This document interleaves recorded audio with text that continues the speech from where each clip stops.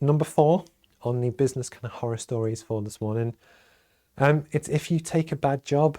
So I've been there, most people have been there, we all go through our careers. We all, at some point, tend to move jobs. It could be for promotion. It could be that you hate where you currently are. It could be to move house. There could be, loads of reasons.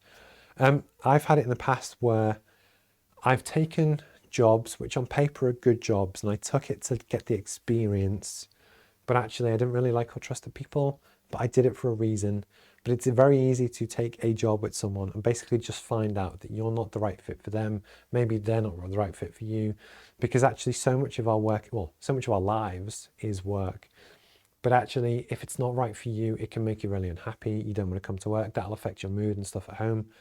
And I think if you ever, in terms of a business horror story, find yourself in a bad situation, basically just don't wait. Don't be afraid to look around, find something different.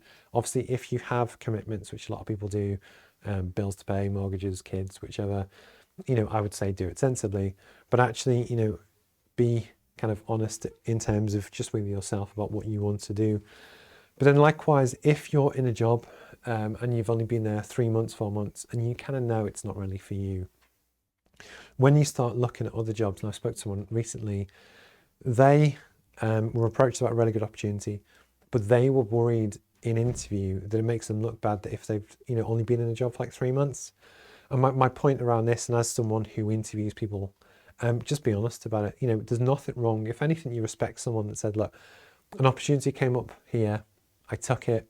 You might have been made redundant previously and it was just a part-term thing. Or you just made the move and it wasn't the right cultural fit. You were sold a dream that didn't quite pan out. But the point is, the more you can kind of own the situation, if anything, it just builds trust with the people that you're talking to. But actually, don't let it hold you back. There's nothing worse than staying in a job that you hate, because it will make you unhappy. It won't help you progress your career or really kind of bring out your passions. And it was just a horror story that I kind of wanted to talk about.